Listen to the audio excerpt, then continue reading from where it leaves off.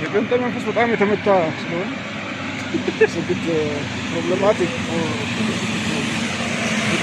ይሩ ያሚን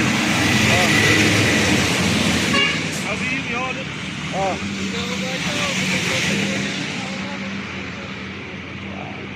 እነሱ ብርንም በቂጣቸው ይነፋሉ። ታዲያ የእኛን ባህል እንዴት አድርገው እንደሚያበላቸው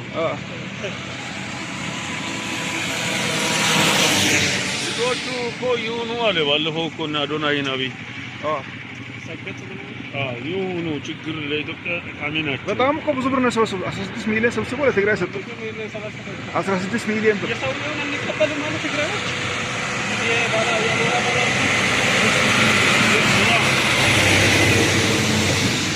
ዘረኝነት አይና አፍጥጦባቸዋል። የሚገርም ነው። አዲስ ቢዩቲ